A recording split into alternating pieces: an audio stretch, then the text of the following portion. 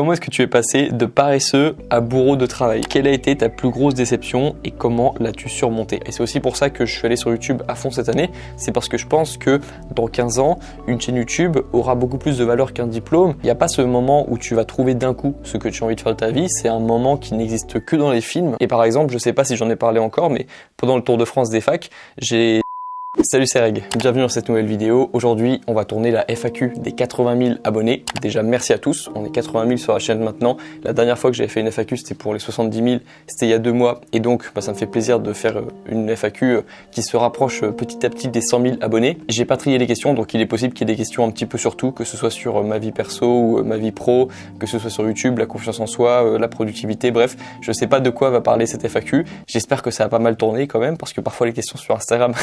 ça dérape un petit peu sur Instagram. 1 hour later. Savais-tu que j'avais un crush sur toi? Je t'aime.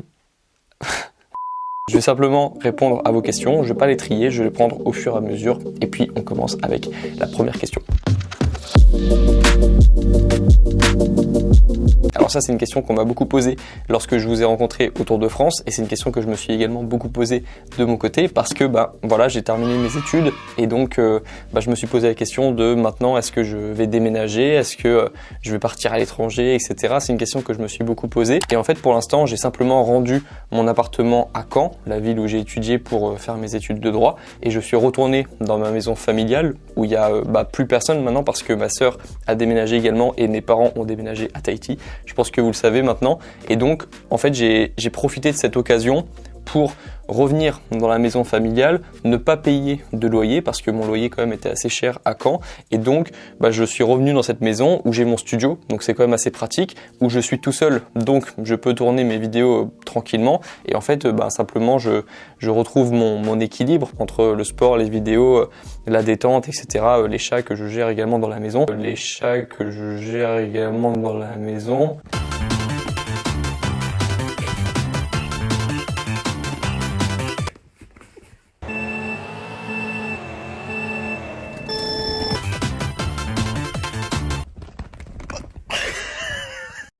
Maintenant que j'ai quitté mes études, j'ai plus de TD à préparer, j'ai plus cette ligne à suivre qu'on te donne lorsque tu commences l'année, j'ai plus d'examens, mais c'est à moi de moi-même créer mes deadlines et de créer mes propres examens, on va dire, où je fais le bilan sur ce que j'ai fait ce mois-ci par exemple, et donc c'est une vie différente, mais pour l'instant ça me va très bien, c'est un petit peu la vie que j'ai voulu lorsque j'ai commencé cette chaîne YouTube, donc ça me dérange pas et c'est un petit peu la vie que je mène.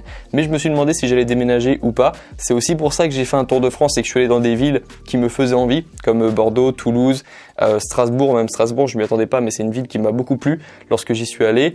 Mais au final, je me sens bien pour l'instant ici. Et puis je me dis que pour l'instant, je me concentre sur ma chaîne YouTube, sur mes objectifs, et je mets de côté. Et peut-être que dans l'année, je déménagerai. Ensuite, lorsque je serai en 2022, peut-être que j'irai à l'étranger. Mais pour l'instant, c'est pas un projet. Laissez-moi 1 an, je reviendrai l'an prochain. Moi, vous me connaissez, je suis quelqu'un d'assez indépendant et je connais des youtubeurs qui ont regretté d'être passés par un network, et il y en a vraiment beaucoup, et donc c'est quelque chose que j'évite un petit peu. Et même si plus tard je suis au stade où ma chaîne ne peut plus être gérée par moi et que j'ai besoin d'avoir des personnes qui m'entourent, je pense qu'on restera quand même une structure indépendante et qu'on ne passera pas par un network. Mais je peux me tromper, mais pour l'instant c'est pas un projet en cours. Évidemment, mon contenu, il va évoluer un petit peu parce que l'évolution de ma chaîne YouTube, c'est ma propre évolution. Et donc, si moi, je me détache du monde des étudiants, forcément, mes contenus vont se détacher également du monde des étudiants. Mais ce que je vous disais lorsque je vous ai rencontré au Tour de France, c'est que j'ai encore la tête d'un étudiant. J'ai fait ça pendant 5 ans. J'ai fait des études de droit pendant 5 ans. J'ai encore plein d'amis qui sont étudiants. J'ai ma sœur qui est étudiante. J'ai encore largement un pied dans le monde des étudiants. Et donc, j'arrive à comprendre ce qui se passe dans la tête d'un étudiant. En tout cas, je l'espère, et donc j'arrive à faire des contenus qui peuvent parler aux étudiants, et ça va être le cas pendant encore plusieurs années, parce que lorsque j'ai commencé cette chaîne, c'était pour apporter un plus au monde des étudiants, pour apporter quelque chose qui n'avait pas été apporté encore aux étudiants, que ce soit des conseils, de la motivation, également le fait de se créer son propre chemin et de pas toujours attendre que l'université nous donne un diplôme qui va nous aider à trouver un travail ensuite, mais de commencer à se créer ses propres opportunités avant d'arriver à la fin de ses études. C'est des choses qui me semblaient importantes lorsque j'ai commencé ma chaîne YouTube et c'est ce que j'ai essayé de montrer. Donc en gros, je vais continuer d'apporter des choses au monde des étudiants, mais forcément, je vais adapter mon contenu également à ma propre évolution et je pense que ça va être très bien aussi.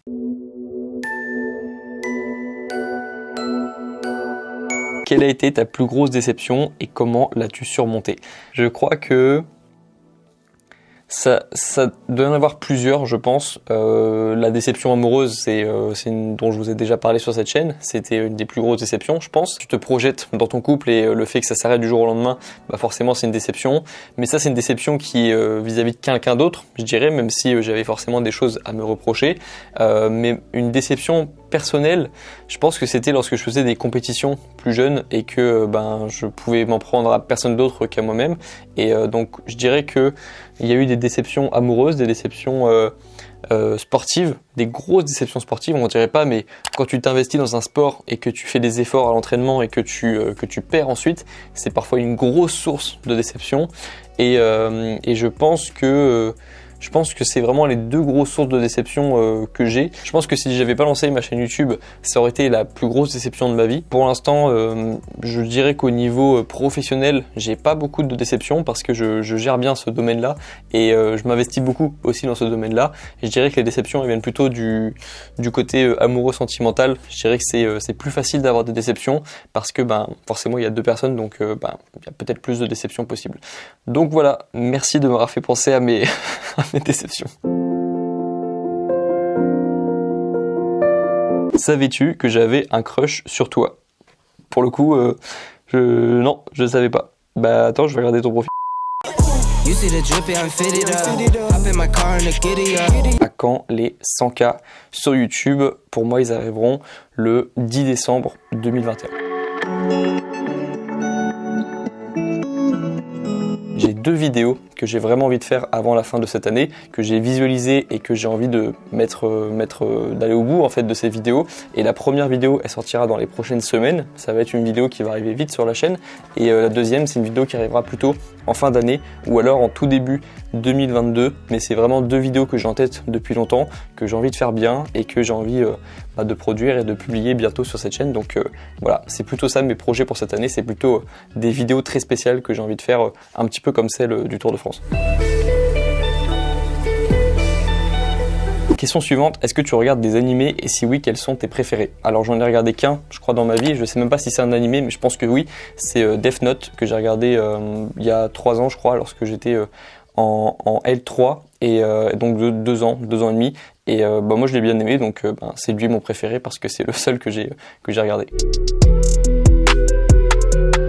J'ai jamais connu de dépression au sens médical du terme, c'est une vraie maladie et j'ai découvert ça, je me suis renseigné là-dessus ces dernières années et donc non, je suis jamais tombé en dépression. Par contre, j'ai des petits moments de déprime et vous le savez, moi j'ai un poster qui symbolise le processus de progrès avec des hauts et avec des bas et donc évidemment par contre j'ai connu des moments de bas et par exemple, je sais pas si j'en ai parlé encore, mais pendant le Tour de France des facs, j'ai eu tellement de belles choses qui se sont passées en si peu de temps, tellement d'énergie en fait dans ces journées, tellement de rencontres que lorsque je suis revenu ici dans la maison familiale, au début j'étais là, mais en fait il se passe rien dans mes journées, qu'est-ce que je fais, je m'ennuie un petit peu et j'ai eu un moment c'était pas un moment de bas, mais en fait avant c'était tellement des moments hauts que j'ai vécu pendant le Tour de France que lorsque je suis rentré chez moi, ce qui me paraissait normal avant me paraissait assez bas.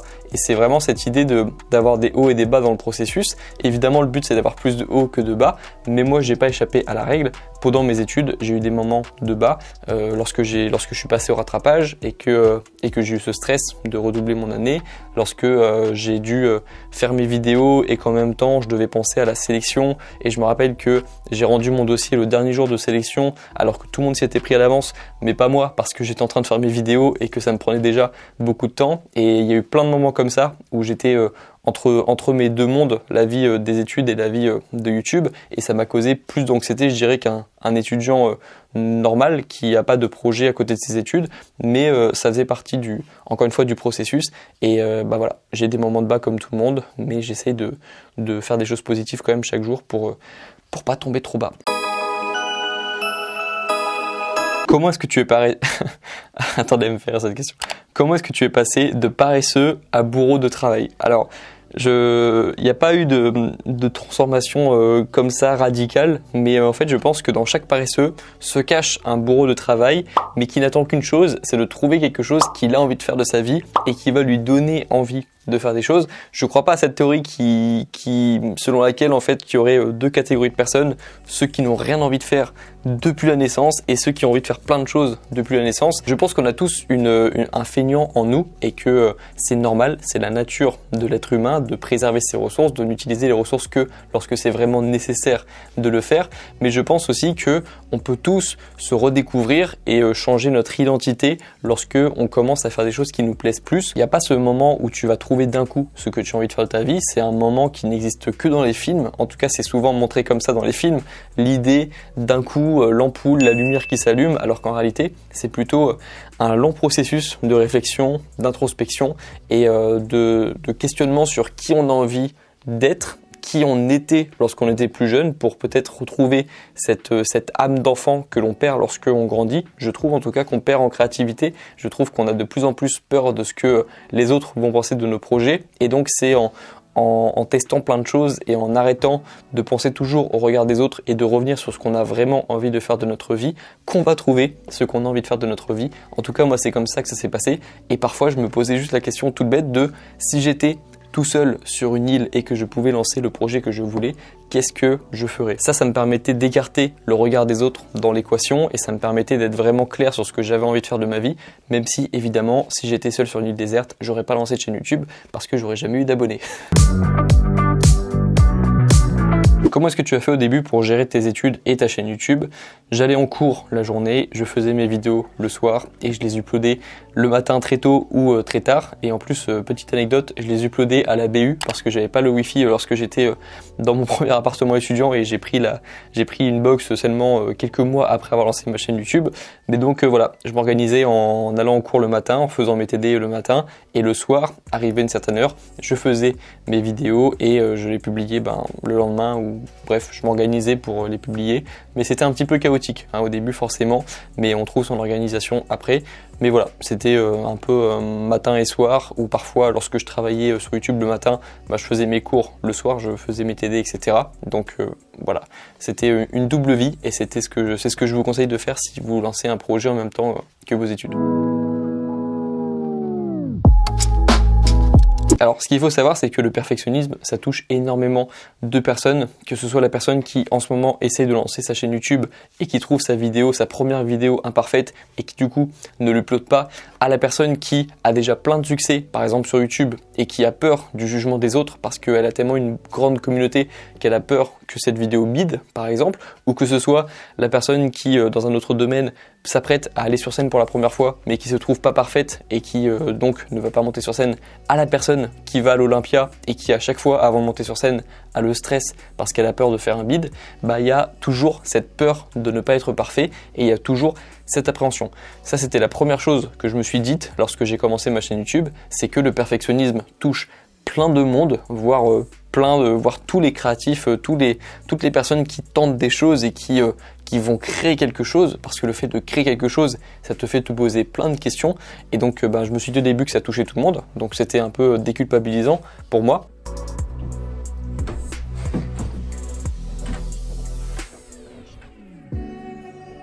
Salut, merci de prendre un peu de temps pour regarder cette vidéo, cette première vidéo sur ma chaîne. Aujourd'hui, on va parler des objectifs. Pourquoi les objectifs? Parce que pour moi, c'est hyper important, c'est la base. C'est ce qui va te guider dans tes journées, c'est ce qui va te donner la motivation, c'est ce qui va te permettre d'accomplir des choses, de te sentir mieux, d'avoir plus confiance en toi. Donc c'est vraiment pour moi hyper important et j'espère que tu en as des objectifs.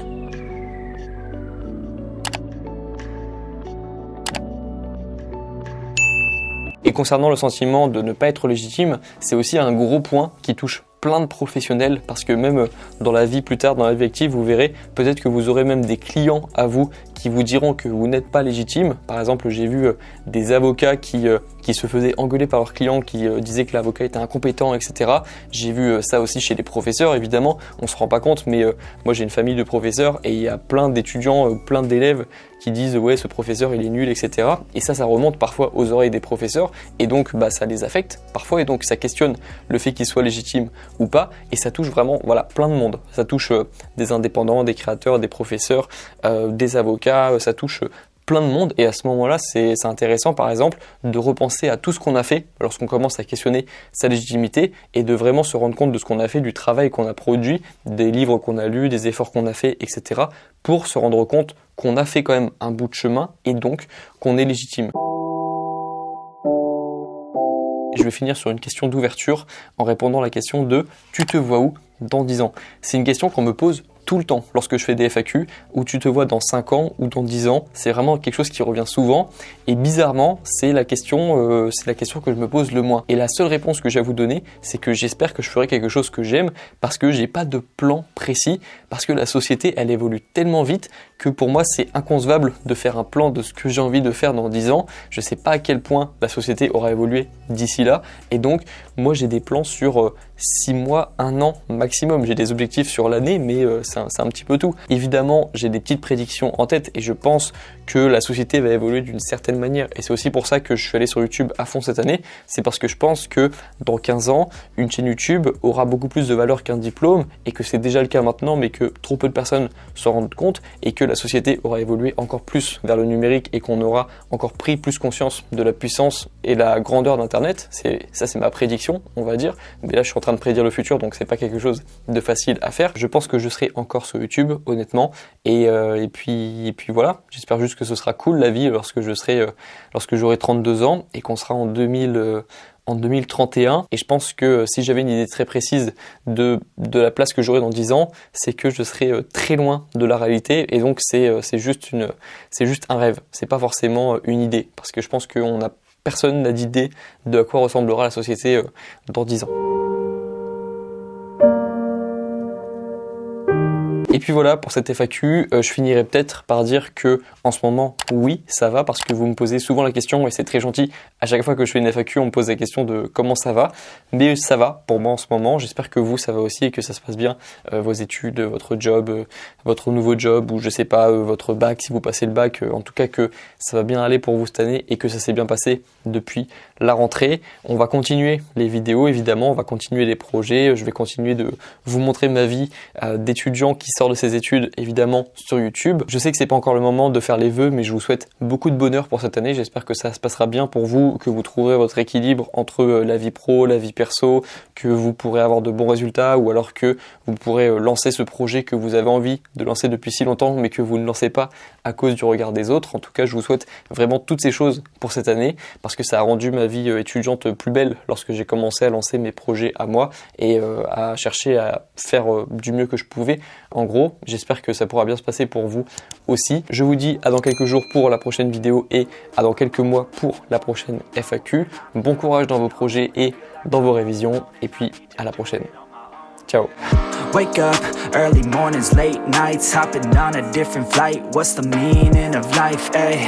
Wake up, same-ish, different day. Make a wish, call it pray. Am I sick, am I okay, ayy? Stay up, late nights, still in pain. In my mind, it decays.